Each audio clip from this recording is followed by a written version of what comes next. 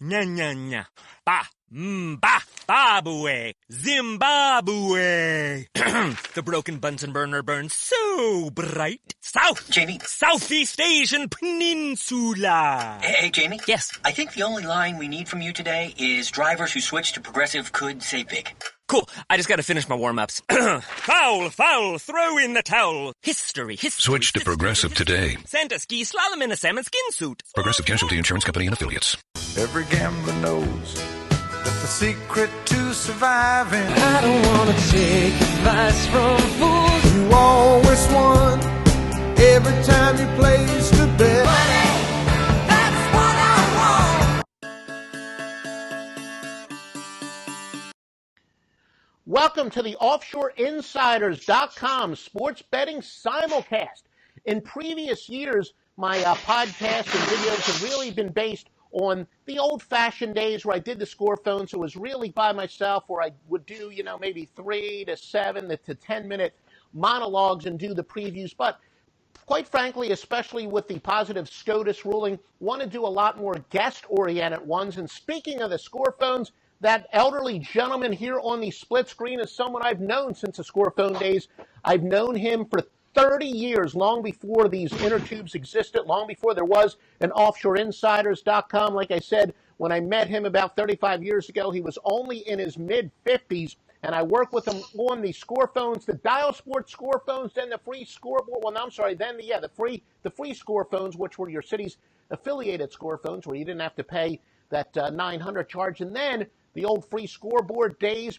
A person who's also on his own now, Oscar Charles Dooley of OCDooley.com. And like I said, I've done some videos and podcasts and still will continue to do them with Sportsbook Review. But I guess you're going to be my first guest on the OffshoreInsiders.com simulcast.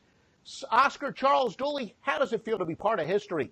I'll tell you what, I am very, very honored to be with you. This goes back not only to our score phone days, but we did pregame tailgate parties where we previewed sports, every single sport.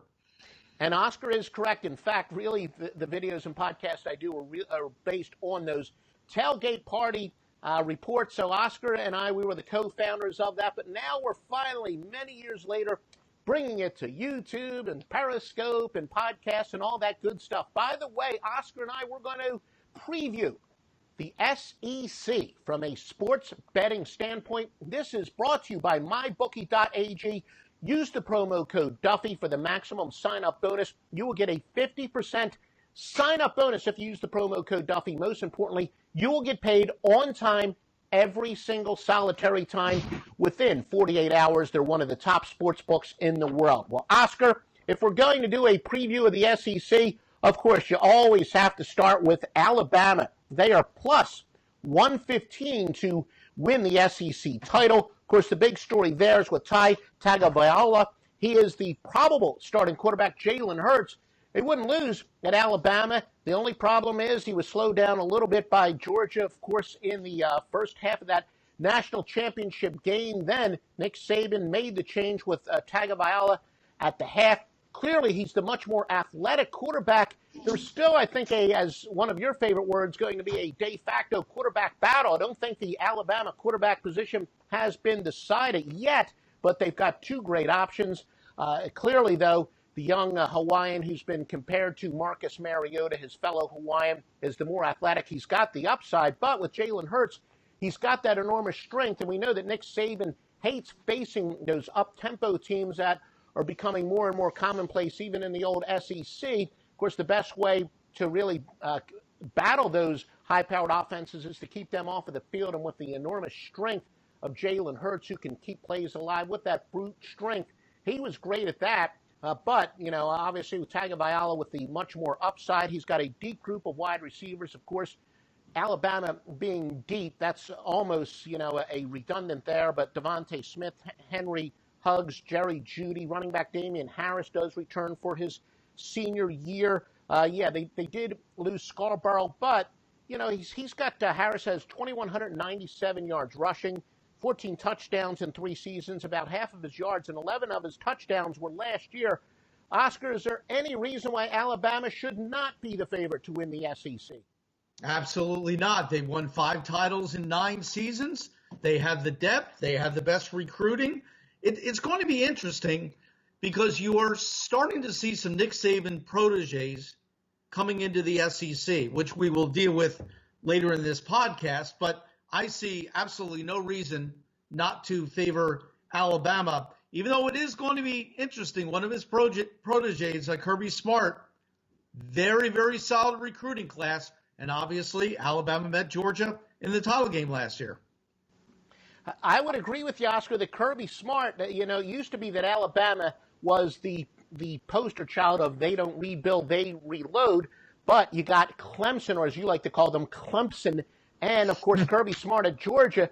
It now looks like there are 3 teams that look like they are going to annually reload rather than simply rebuild. And, yeah, at the University of Alabama especially, it's not so much who they lost, but who they have coming back. And there's always a great recruiting class. And year after year, Nick Saban has top 5. So they're loaded at every single position. One of the things that Oscar and I have disagreed with over the years, I always say you're going to win championships with defense as long as you have a great offense. Now, Nick Saban's one of those few, only because he's got future All-Pros, All-Americans at every position, and guys who are pro prospects at just about every position. Alabama's one of the few teams that doesn't have to have a Heisman Trophy candidate at quarterback, but now that they do have a legitimate one, depending on how he can do over the long run, we know in the second half against Georgia he certainly was, but Alabama, if they've got a legitimate Heisman candidate at quarterback, they've got to be the overwhelming favorites, to say the least. And Oscar, Charles Dooley, on the OffshoreInsiders.com podcast, you did mention University of Georgia. Of course, this time last year, and Oscar, like me, lives in the Atlanta metropolitan area. Of course, listening to Sports Talk, you can use the internet. You can listen to Sports Talk anywhere. But I know that, here where they talk recruiting and they talk college football in the offseason, both of the all sports stations here, I think we're trying to create a quarterback controversy that didn't really exist. It was Jake Fromm and, of course, Jacob Eason. And I said, look, Jacob Eason was going to be the starting quarterback on opening day. There was no quarterback controversy. Then, of course, Jacob Eason wound up getting hurt in that contest. Jake Fromm was spectacular in the quarterback controversy that they tried to manufacture last year in the offseason, wound up existing. Well, Jake Fromm does return, obviously, as a proven quarterback. But remember, they've got Justin Fields, who's spectacular. So Kirby Smart has already, he didn't recruit Eason, but he was able to keep Eason, obviously, once the coaching change was made. And since he's been here, Kirby Smart has already landed a 4-star recruit and a 5-star recruit. But the University of Georgia may or may not have a quarterback controversy. I do think it's a very legitimate question who will be starting on opening day. Justin Fields didn't commit to the University of Georgia, and he wasn't recruited to come in here and sit on the bench, but still going to be tough to knock Jake Fromm out of that number 1 spot. I did say that Georgia's one of these teams that reloads. It's still, they need one more year under Kirby Smart to truly have, the full recruiting cycle, but they do have a lot of talent back, but they will be minus Nick Chubb, Sony Michel, Javon Wims is gone, so a lot of talent is gone, but the kid DeAndre Swift was tremendous for Georgia when he did make a couple appearances, so it looks like they have a stud running back, and now that Swift is going to see the ball on a regular basis. Plus, they've got this freshman, Zamir White, James Cook. They join the fray. Oscar, I know you love offensive linemen. Georgia does have some offensive linemen back. That's supposed to be the strength of their team, where last year it was a weakness of their team. Then again, when they had great skill position players playing behind them, all of a sudden that weakness became a strength. But lots of losses on defense. So Georgia did lose a lot of talent, but they are the favorites in the East and plus 300 to win the division. Are we going to see a rematch of the SEC championship game? There's a possibility we could see a rematch. Let me just interrupt you, Oscar. I was sorry. The SEC championship game was actually Auburn, but the rematch of the national championship game could be in the SEC championship game. But go ahead, Oscar. Sorry to interrupt you. Right. Everyone expects it to be Alabama against Georgia again this year. And it's interesting, though, when you take a look at those two teams, they both have key losses at just about every level Alabama has to replace their entire starting secondary. But again, with recruiting, with the popularity of the SEC, with the SEC's marriage with ESPN, with the SEC network, these big schools can reload very, very quickly. It is very, very special. You mentioned the Atlanta area that loves college football. So the resurgence of the Georgia Bulldogs program is a very, very big deal in the Atlanta area. And it is interesting, Georgia Tech at one time, from the Atlanta area, used to be an SEC member school. So college football is very, very big in the areas that you mentioned. The program, though, that intrigues me, Joe, is Texas A&M. And the biggest thing with college football is the coaching, the recruiting that comes with popular coaches. And obviously, the biggest signing in the offseason was Jimbo Fisher going from Florida State to Texas A&M. And it's interesting because if you go back to 2017, the very beginning of the season, the preseason rankings, the number 1 rank was Alabama, Nick Saban. The number 2 rank was Florida State. Now, obviously, we had the quarterback injury in the Chick-fil-A kickoff game last year that ruined Florida State's season. But Jimbo Fisher is one of these elite head coaches. There are not many. You have Nick Saban, you have Urban Meyer, you have Dabo Swinney, and you have Jimbo Fisher. These are current FBS coaches that won a national championship. There are not many. And Texas A&M, not only did they land Jimbo Fisher, an amazing 10-year, $75 million contract, but here's the big thing about Texas A&M. They actually were the trigger point for college realignment. College sports in both football and basketball completely changed when Texas A&M complained that the Texas Longhorns had an unfair advantage when the Longhorns created the Longhorn Network with ESPN. Gave them 24/7 advertising, and Texas A&M said that is unfair. They ended up in the SEC. Missouri ended up in the SEC, and Missouri almost immediately was successful. And from a wagering standpoint, I think that's the team to watch this year in the SEC. Not Missouri, it's Texas A&M.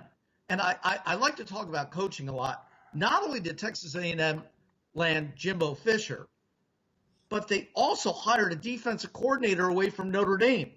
His name is Mike Elko, and he is receiving one of the biggest contracts for an assistant coach. 3 years at $1.8 million. Really upset the head coach of Notre Dame that he lost his defensive coordinator. But think about this. Notre Dame went from a 4-8 team 2 years ago to 10-3. Big, big jump. They went from number 61 in the nation in points allowed to number 31. So you take a look at that, and basically, because of Mike Elko, the defense improved a full touchdown per game. Now, when you're talking about wagering, that is a very, very big deal. So you have the offensive guru in Jimbo Fisher, the new head coach at Texas A&M. You have probably, I think one could argue, the best assistant coach hire in the entire offseason with Mike Elko, who goes from Notre Dame to Texas A&M. I am expecting a lot of big things from Texas A&M. And one of the big players, I think, to look at with the Aggies this year is Trayvon Williams. Because here was a 4-star recruit from the state of Texas. Now, the state of Texas absolutely loves high school football. So he was a high school football star. As a freshman in 2016, he gained nearly 7 yards per carry, and he was just a breakout runner. Then last year, because of a lot of injuries, basically Williams faded from the national scope. But I think he's the 2018 Heisman candidate that nobody is talking about. Steep decline last year, and I think he is undervalued. And Texas A&M is the team from a wagering standpoint that I'd be looking very, very closely at in the SEC. All right, Oscar. All right, we'll jump ahead there. They are plus 1,500 at mybookie.ag, using that promo code of Duffy to get the maximum sign-up bonus, and you always get paid on time. Yeah, Texas A&M with Jimbo Fisher was obviously a big signing, but Jimbo Fisher may be the poster child of how you're such a great coach once you have a tremendous quarterback. Florida State was among the favorites last year to win the national championship. Then DeAndre Francois went down, and we saw the big difference. And, the truth is, Jimbo Fisher, since he has, ever since Jameis Winston left, he's been okay. His exact record, I think he's hit, he's won about 80% of his plays, but that's not really what they expect there. And I'm talking about straight up, but really hasn't done all that much since losing Jameis Winston and Texas A&M, kind of the poster child where, a couple years ago, Texas A&M, when they came into the SEC, they had Johnny Football, and they shocked the world. They even beat Alabama. And then all of a sudden, Johnny Football left, and they had the kid Thrill Hill, who looked like he was going to be a bigger, stronger version of Texas, of Johnny Football, that is. But then he turned out to maybe not be quite that caliber. And then all of a sudden, Texas A&M, they did stop winning. But yeah, Texas A&M is a pretty decent dark horse. We'll see if Jimbo Fisher can do a good job recruiting down there. He does have redshirt sophomore Nick Starkel work with the quarterback. He's got an upside, and maybe Jimbo can certainly turn him into an All-American candidate. Texas A&M, I think, I kind of agree with you, Oscar Charles Dooley. Texas A&M, they're a baptism by fire team. They're going to start out with a very, as you like to say, brutal schedule. The two of the first 4 games are at Clemson and then hosting Alabama. They'll probably get the rear end slapped around a little bit, but they'll be a little bit undervalued, and because they do have a young team, they'll get better as the year goes on. So I wouldn't be surprised if Texas A&M is a very good second-half team, and I don't mean second half better. I mean second half of the season. They get better really starting with Game 5, because they will definitely have that baptism by fire, to say the least. Now, Oscar, you should be happy, though. They've got 18 of their top 20 tacklers back, so maybe they'll be a team that starts out as an under team, and then as their offense gets a little bit better with baptism by fire, maybe they'll be an under team early in the year. And I'm talking about under on a game-by-game basis, not over-under as far as wins are concerned, but maybe they'll be kind of a low-scoring team early in the year, and then as the season goes on, then their value drops, and then they become an over team. But yeah, I do think they're pretty interesting from a betting standpoint as well, Oscar. But, Jimbo Fisher, he'll be a great coach as long as he's got a star quarterback. It's amazing, Jimbo Fisher. You just take a look at the entire SEC conference. You have 6 brand new head coaches. And I think one of them to look at, obviously, is Jimbo Fisher. And another one to look at is with Mississippi State with Joe Moorhead. Moorhead's an amazing story because he actually won playoff games with Fordham. Fordham University I'm talking about, which is very, very impressive.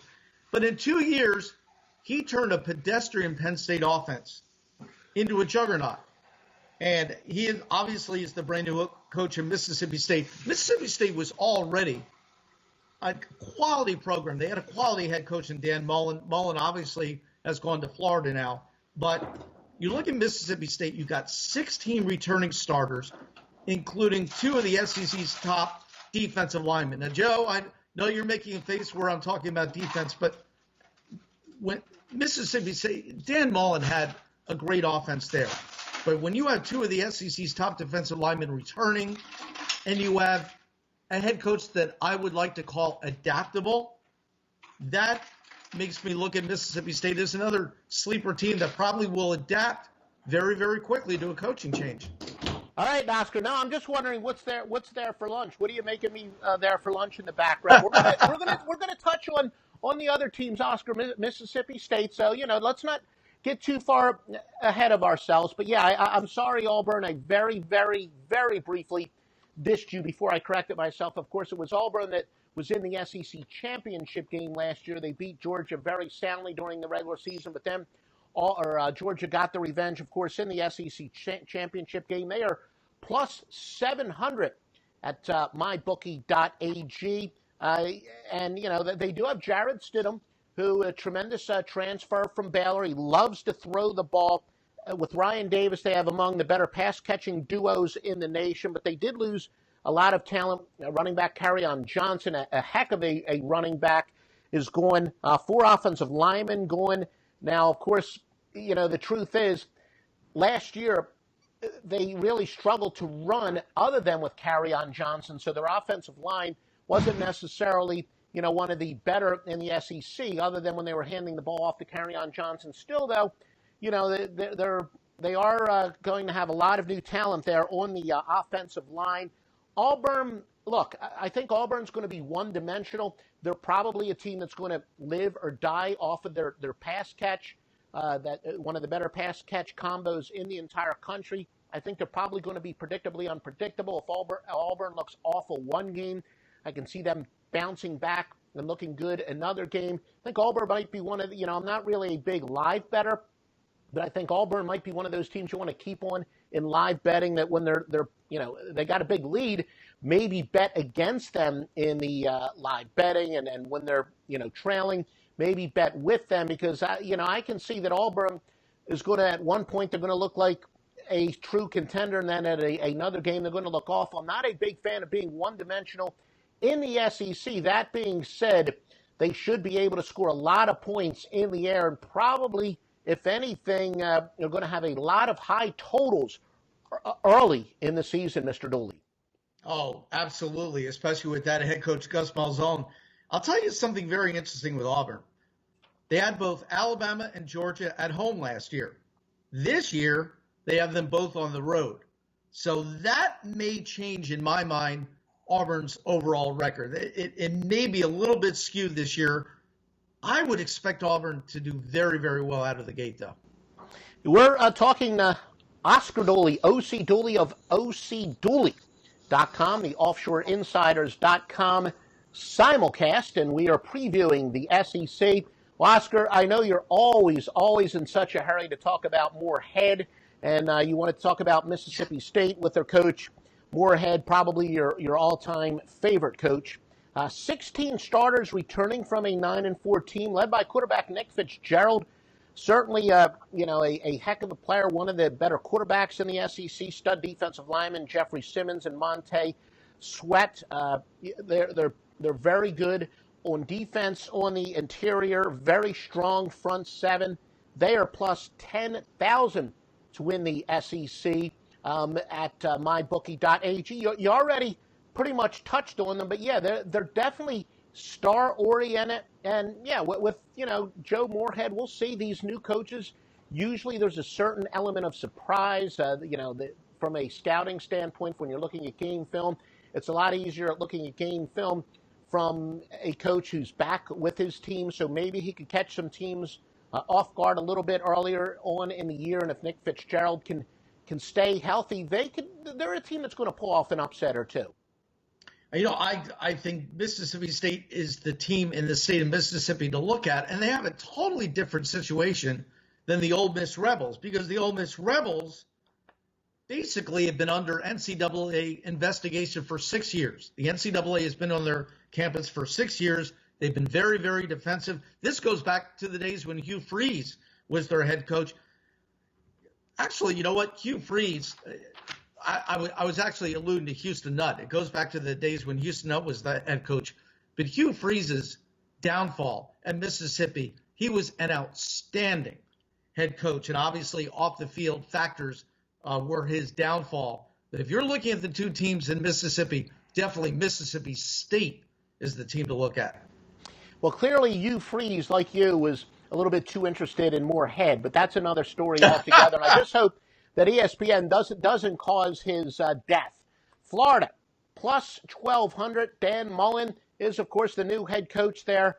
Tremendous offensive mind. We saw where Will Muschamp there had great defenses, and like I said, Will Muschamp, another perfect example of, winning begins with defense unless your offense sucks, and Muschamp was never really able to have much of a defense or much of an offense there. He always had a great defense, and that's why he wound up elsewhere. We'll talk about him, Muschamp, in a moment, where all of a sudden at South Carolina, maybe he does have at least an adequate offense. But, I'd like the direction Florida's headed in. They brought in a heck of an offensive head coach, Jim McElvain. He seemed to have the team headed in the right direction until he started laying down with Dolphins or whatever, and that was a whole bizarre story there. But, then McElvain probably would have been back if it weren't for some of those off-field distractions and that weird tweet where he claimed that he was getting death threats or something like that. Or I guess it was an interview. I think he said at a press conference he was getting death threats. But, still, I think McIlvain, yeah, he had a bad year last year, but I think he would have survived if not for some of the bizarre stuff he did. They need their true freshman, Emory Jones, to step up at quarterback. With Perine and Davis, they're very strong at the running game. Their defense lost only 2 key players. So, really, if Emory Jones can step up at quarterback, Florida might actually be a pretty decent dark horse team. I think they're a buy low team. I definitely agree with that. I mean, when you have Dan Mullen as the head coach and his background basically is offense, the Gators averaged 22 points per game last year, extremely low. So the coaching hire, in my opinion, is huge. And then on the other side of the football, the Gators already own one of the SEC's top defensive backfields and defensive lines, and David Reese will probably push for all SEC honors at linebacker. So the defense is already in place. You have an offensive-oriented head coach. I think the schedule is also very, very big for the Gators because they have only 3 SEC conference games on the road. And that is huge because think about it, Joe. Florida does not have to leave the Sunshine State after October the 13th, unless, of course, we have hurricane postponements, which tends to be the case every year in the very early part of September. But the schedule works out for the Florida Gators, and the head coaching works out for them, and they're a buy low candidate, in my opinion. Well, a former co-worker of ours during our Dial Sports days had told me that Oscar is the only person who VCRs the Weather Channel and then go home and watches it. But maybe you ought to watch it live this year, and you can tell us if these hurricanes are coming, although we'll get pretty good coverage of that. The your beloved media, whether it's not just the sports, but, the regular media, they'll let us know if those hurricanes are coming. But, yeah, Florida, ever since Urban Meyer left, their problem has not been a lack of defense. Their problem has been getting an offense, and I think Dan Mullen will certainly address that. And like I said, he's got the running back talent, and he's got a quarterback with an upside. So I do think they will be a pretty good bet. Oscar, LSU at plus 1,500. It's the type of team that you love. Totally built on defense. They don't have too many question marks on defense, but they do have some on offense.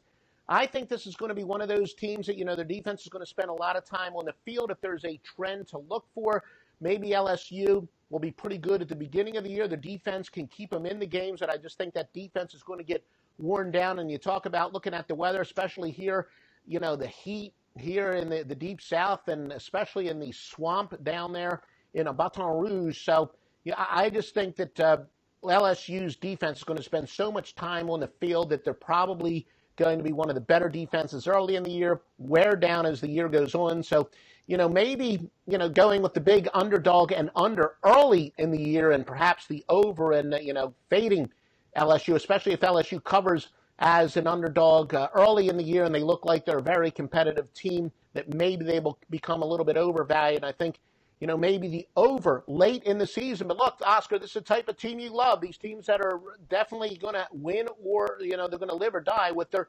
defense. One of the very few SEC teams, LSU, that did not go through the infamous coaching change this year. So it's going to be very, very interesting. What I'm looking for with LSU is, obviously they made this big splash with the offensive coordinator last year with Matt Canada, and now he's gone. He's gone to Maryland. So you're kind of rebooting early in the season. So as you said, it's going to be very interesting late in the year to see what LSU does. And of course, LSU's stars over the years, Darius Geis, Leonard Fournette, they're both cashing NFL paychecks. So there are a lot of question marks with LSU, even though you take a look at them, they're probably number 5 in the SEC behind Mississippi State. Possibly you could argue that. And obviously we talked about Alabama, Georgia, and Auburn. LSU on reputation is ranked high, but as you said, they may have some problems out of the gate and develop later in the season. Missouri at plus 2,000 at mybookie.ag, maybe a little bit like an Auburn team. They finished strong last year, winning 6 of their last 7 straight up. With quarterback Drew Lock is a very good player. He's an NFL prospect. Demaria Crockett and Emmanuel Hall. They do have a solid group of wide receivers.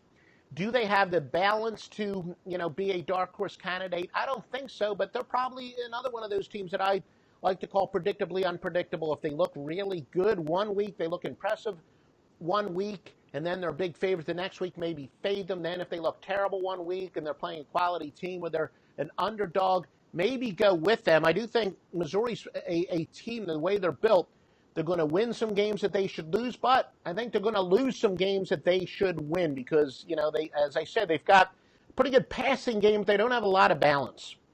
Yeah, and they lost a legendary head coach.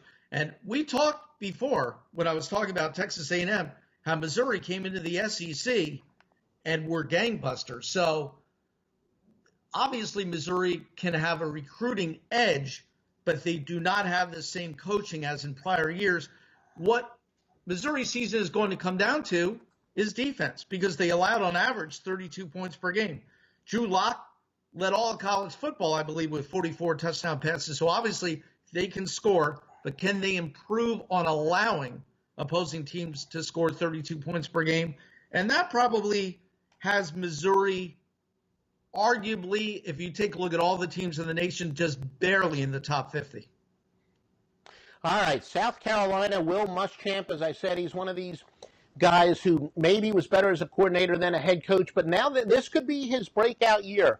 Had a great defense last year, typical Will Muschamp.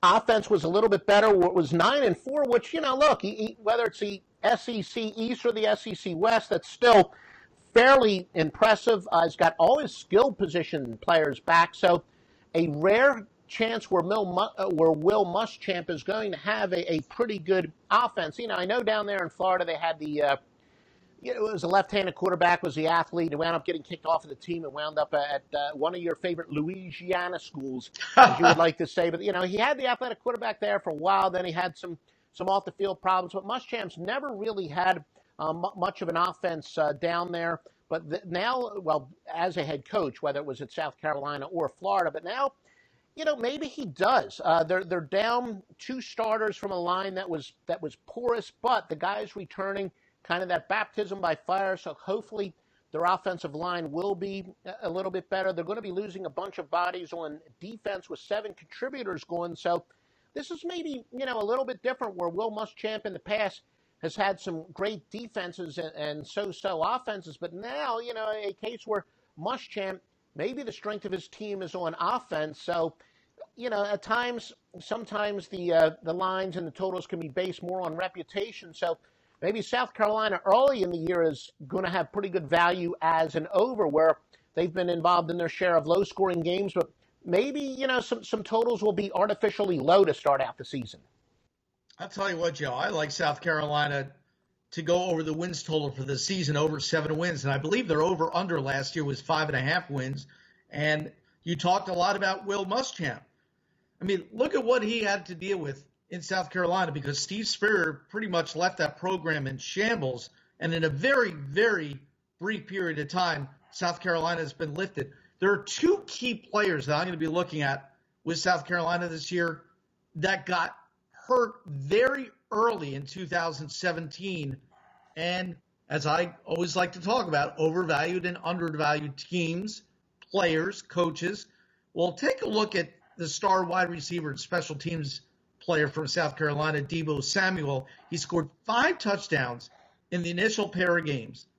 And then he broke his leg during game 3. So he is back in the fold. And then you have a senior linebacker, Brian Allen Williams, who suffered a season-ending injury in the same game. Week number 3 last year, he had 10 tackles, 2 sacks, a quarterback hurry. He had a pass breakup. He had 1 interception in a very, very limited amount of time. Now, he was granted a red shirt. In fact, Allen Williams probably could have gone to the NFL and declared early. He decided to come back. So these are 2 returning players that I think are just going to rise the stock of a South Carolina team that already brings back 8 starters on offense. They've got a ton of defensive returning starters. I just think South Carolina is on the uptick. I like what I'm seeing there. I'm not a big money line guy in college football, but I do agree with Oscar where they're a team that could pull off some upsets, and they're going to be very dangerous as an underdog.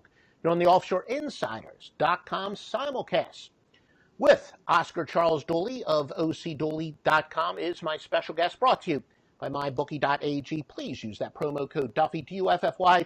Not only will you get the largest sign-up bonus, and you're always going to get paid on time, even if you don't use a promo code, but it shows your support for these videos and podcasts. It says you want more of them. Arkansas plus 5,000, essentially they've got some good young talent on both sides of the ball, but it's very raw. I think this is a team that's going to get blown out early unless, their confidence is extremely destroyed. I think, as the year goes on, they're going to likely be a big underdog in quite a few games. I think they could be a dangerous underdog, again, starting with, game 5, game 6, game 7, as the year goes on at plus 5,000. They're not going to be the Cinderella team, but I look for them to be pretty dangerous as an underdog if they can use this baptism by fire, because they'll be a pretty big underdog, as I said, late in the year, and maybe that's kind of the trend that I look for Arkansas. Yeah, the Arkansas, the expectations are very, very low, and you might want to steal taking points with them early in the season before any of us really know what Arkansas is going to be. We talked about the head coaches in the SEC. There have been 6 head coaching changes, and Arkansas is one of them, and Arkansas is probably one of the lowest rated teams in the SEC this year. So not much is going to be expected of a program that not all that long ago was a real force. Ole Miss, I think you alluded to them earlier. They're plus 5,000. They do have A.J. Brown, one of the better wide receivers in the country. I'm not one of these people that fall in love with size. DK Metcalf, a lot of people are really excited because he will cause some matchup problems at 6'4", but the truth is, if size were that important, then every team would have wide receivers that are that big. But still, Ole Miss does, have some pretty good offensive players. They did lose Jordan Wilkins, though, as a running back, so they're not going to be as balanced. But yeah, maybe Ole Miss is yet another one of these teams because they do have the ability to be high-powered. They don't have a lot of balance. They need to improve their run defense for sure. But again, an explosive offense. Not much beyond that. Not a balanced offense, an explosive one. And Oscar, you and I have talked over the years, there's a big difference. If people simply look at the number of points put on the board, people are going to think maybe Ole Miss has a pretty good offense. But no, you need to have a nice balanced offense the way that, Alabama's just the opposite. Alabama may not have looked, when you look at pure points per game, they may not have always had one of the top offenses on the country, but they were a team that could run the ball down your throat. They could pass the ball when necessary. Ole Miss, I think, again, one of these teams that's going to pull off an upset along the way. Another one of those teams that maybe in live betting kind of bet against them if they've got, a 2-touchdown lead, maybe bet with them if they're playing from behind or, on the halftime lines, etc. But, Ole Miss, some talent, they just don't have enough. They're not balanced enough on either side of the ball.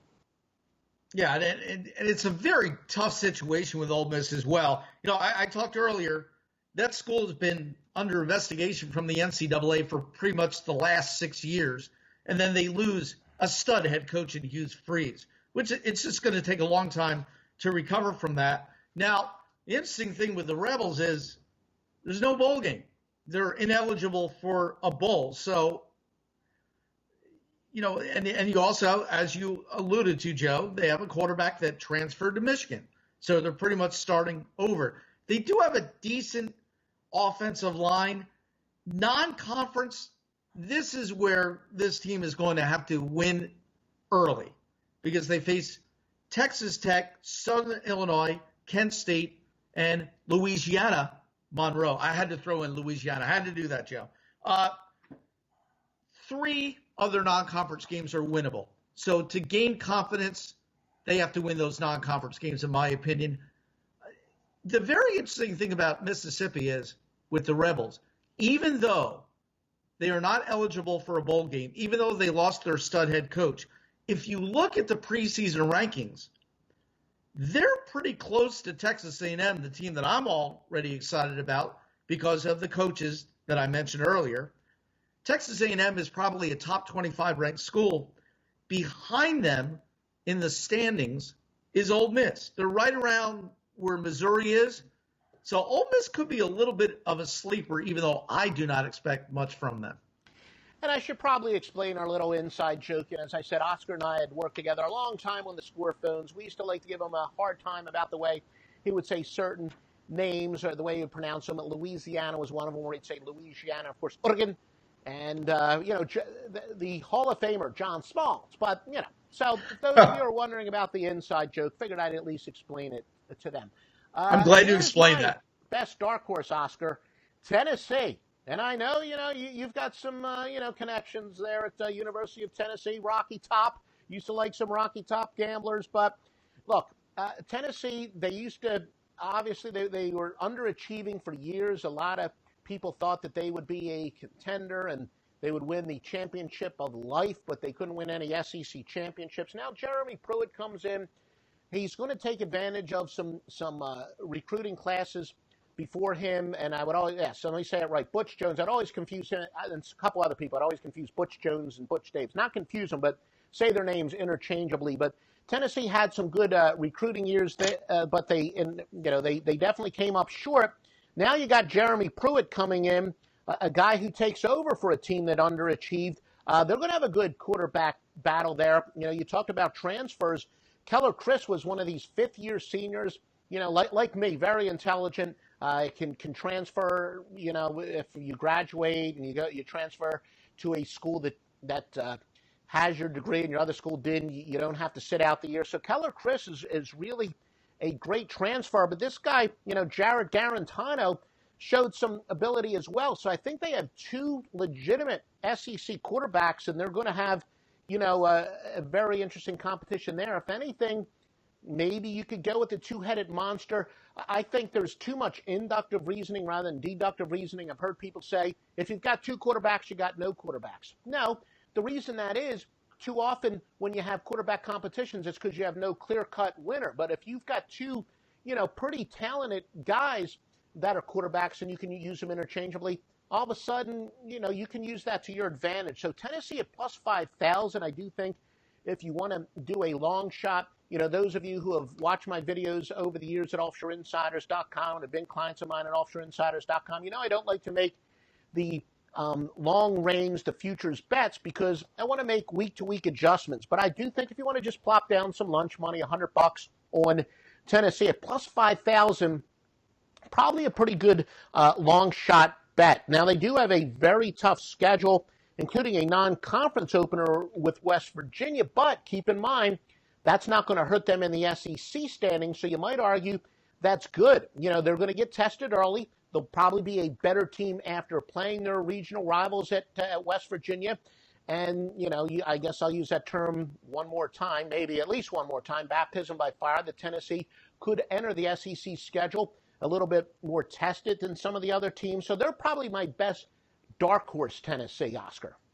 I'll tell you what, I'm with you, Joe, on Tennessee. And one could argue they really got a break, because I agree with you with Butch Jones. He was not that bad. So they go fire Butch Jones, and they try to bring on Greg Schiano, who, of course, is the Ohio State defensive coordinator. And then there is this uproar where Schiano could not get hired. So they end up with Jeremy Pruitt. Now, I talked about coaching. I'm all excited about Texas A&M in the West, but I agree with you with Tennessee in the East as far as putting down $100 for them to really achieve this year. Because Jeremy Pruitt, he's ahead of the curve. Here's another one of these head coaches that is adaptable. I talked about Mississippi State's head coach. Here's another one that's adaptable. Jeremy Pruitt is ahead of the curve on NCAA rules changes involving transfers, involving redshirting players.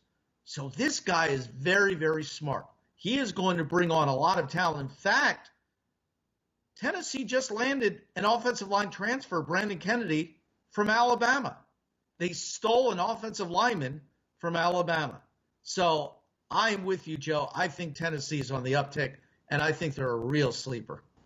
We got a couple teams we haven't talked about, Vanderbilt, and there's another one we used to give Oscar a hard time with. He likes to say Vanderbilt. So, when you work with Oscar a long time, you pick up some idiosyncrasies. So we had a little bit of fun with that. But there are two teams that are plus 10,000. Look, they got tons of holes with with Kyle Shermer at quarterback, again, they could be dangerous as an underdog, maybe pull off, one upset, two upsets before the year's out. Kentucky, yeah, I guess they are a basketball school. I mean, they've had some pretty good football teams in the past, but this year's not going to be one of them. I don't know if I have a ton to say about it. What I'll do is, when I handicap week by week, and of course it's one of those where I could go now and look at the schedule and see some potential spots. But I think that, in betting those, I'll look for both of those teams as, maybe when they're big underdogs, when it's a sandwich game for their opponent. And I'll be, looking for those a little bit more deeply as the year goes on. Plus, letdowns are really based on, if a team goes down on the wire and then wins or loses a close game the week before. So they're going to be teams that, look, you and I both like underdogs, although in college football in recent years, as I've said, college football is the one sport where most of my systems actually favor the favorites. But still, both of those teams maybe in certain spots will be dangerous as underdogs. But, anything you want to say about any observations about the teams we didn't talk about more in depth, including, Vanderbilt or Kentucky? Well, Vanderbilt and Kentucky, I think, are very, very close, right along with Tennessee. But again, I agree with you with Tennessee as the sleeper team. These are the bottom three teams from the SEC. Now, you brought up a very, very important point.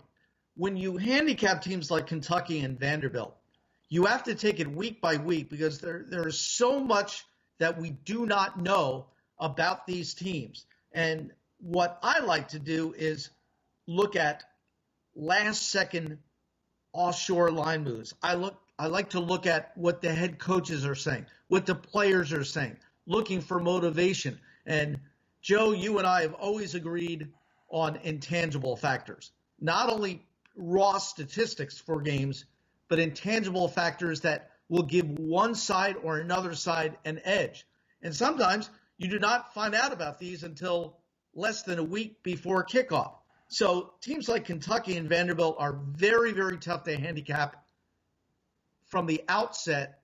But as I said before, I do agree with you with Tennessee being a legitimate sleeper team. And those are probably the bottom three teams ranked in the SEC along with Arkansas. That would be the bottom four.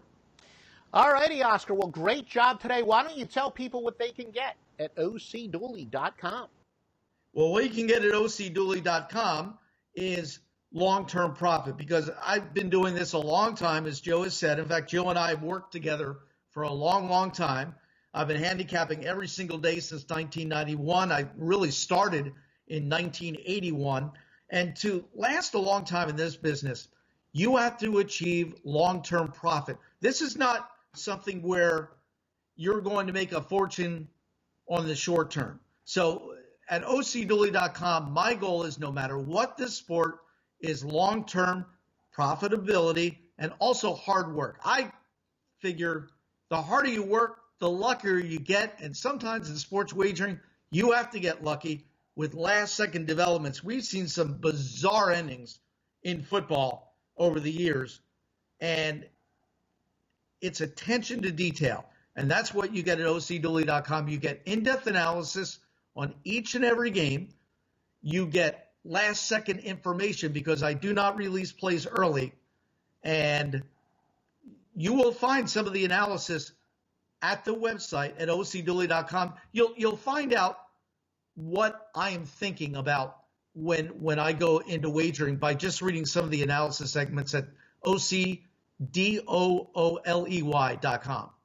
And, of course, at offshoreinsiders.com, you'll get advanced analytics. I like to release plays a lot of times early in the week when it comes to football season, beat those line moves. And, look, I'm recording this video in the early stages of the World Cup, but this is a video that, unless there's, big injuries and whatnot, that, in July and August and even early in the college football season, you can watch. But look, if you're watching this early on, it's the best, make sure you visit mybookie.ag. Best place to bet the World Cup. They got big sign-up bonuses if you use the promo code Duffy, DUFFY. And look, we'll talk to Oscar. Maybe we'll do some more of these previews as the year goes on, or really as the off-season goes on, do some previews of other conferences, and whether it's in the National Football League, maybe some of the divisions or college football conferences. So make sure you subscribe. Subscribe right now to the OffshoreInsiders.com videos. If you're watching it on YouTube, make sure you follow me on Twitter at Offshore Insider. No S at the end, the character limitations. And if you're listening to the podcast, I said it's a simulcast. So if you're listening to the podcast on iTunes or Stitcher, please leave us a 5-star review. That's your way of saying you want more of this free information. And we will talk to you soon at OffshoreInsiders.com.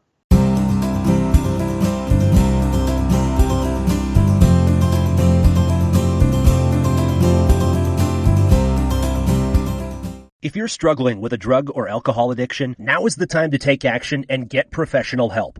Call Recovery Centers of America at 1-800-941-2358. You are worthy of recovery from your addiction, and calling RCA will be the first step in getting the help you need. Recovery Centers of America answers the phone and admits patients 24/7, and because safety is a top priority, all patients and staff are routinely tested for COVID-19. Their expert team of physicians and medical professionals will treat you with compassion and dignity and provide an evidence-based treatment plan that's custom-tailored to your specific needs. Recovery Centers of America has detoxification and residential treatment centers across the East Coast and Midwest, and many of their treatment centers are in-network with insurance providers. So RCA's best-in-class inpatient and outpatient care, which is offered both in-person and via teletherapy, is affordable and accessible. Make this the year you conquer your addiction. Call 1-800-941-2358, 800-941-2358.